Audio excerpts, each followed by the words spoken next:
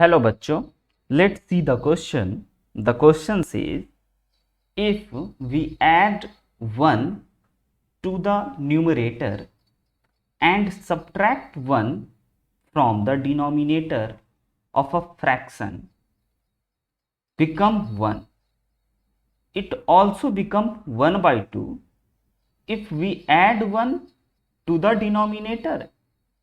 Then the sum of numerator and denominator of the fraction is, first option says 7, second option 8, third option 2 and fourth option 11.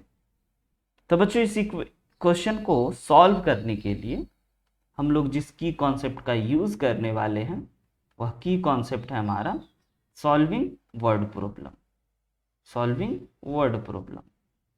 तो बच्चों word problem को solve करने के लिए सबसे पहले हमें बहुत ध्यान से क्वेश्चन को बार बार पढ़ करके इक्वेशन फॉर्मेशन का काम करना है।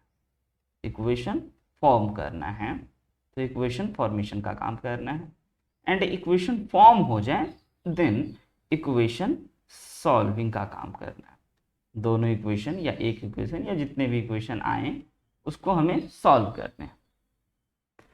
तो क्वेश्चन है फ्रैक्शन बेस्ड पे। तो सबसे पहले हमें फ्रैक्शन में ये समझ लेना चाहिए कि कोई भी फ्रैक्शन होता है लाइक a अपॉन बी, तो इस a को हम लोग न्यूमरेटर कहते हैं एंड इस b को हम लोग डिनोमिनेटर कहते हैं। ऑलराइट, तो अब क्वेश्चन में क्या कह रहा है कि सबसे पहले हमें एज्यूम कर लेना चाहिए कि हमारा फ्रैक्शन कुछ इस टाइप का है। तो लेट द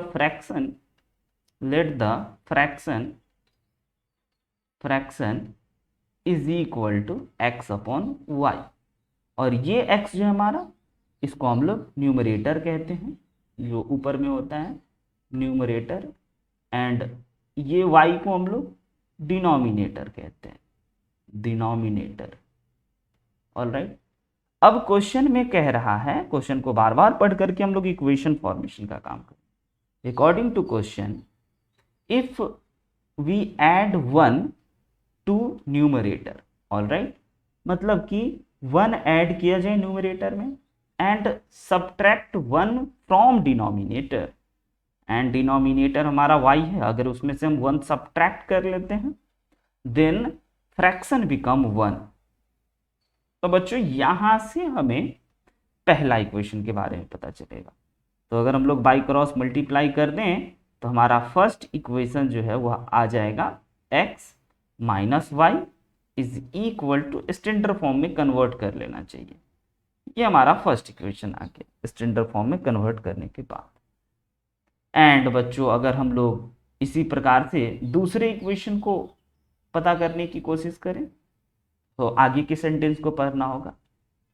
आगे का सेंटेंस है, कह रहा है कि इट ऑल्सो बिकम 1 बाई 2, यानी कि फ्रैक्शन जो है वो 1 बाई 2 बन जाता है। कब? If we add 1 to denominator, यानी कि सिर्फ और सिर्फ हम लोग न्यूमरेटर में कुछ नहीं और डिनोमिनेटर में 1 ऐड करते हैं तो हमारा फ्रैक्शन बन जाता है 1 बाई 2। यहां से हमारा दूसरा इक्वेशन निकलेगा। अब इस दूसरे इक्वेशन को स्टैंडर्ड फॉर्म में कन्वर्ट कर लिया जाए देन अगर बच्चों बाई क्रॉस मल्टीप्लाई करें तो यह हमारे पास 2y हो गया एंड यह y प्लस 1। स्टैंडर्ड फॉर्म में कन्वर्ट करने की अगर कोशिश की जाए तो ये हमारा हो गया सेकेंड इक्वेशन। फर्स्ट इक्वेशन आपको दिख रहा होगा x minus y is equal to -2 and first option 2x minus y is equal to 1। तो अब बच्चों हम लोग इस इक्वेशन को सॉल्व करेंगे, दोनों इक्वेशन को। Now solving equation 1 and 2 by elimination method, क्योंकि बच्चों दो लीनियर इक्वेशन 2 वेरिएबल को सॉल्व करने के बहुत सारे तरीके होते हैं, हम लोग एलिमिनेशन मेथड से सॉल्व करेंगे।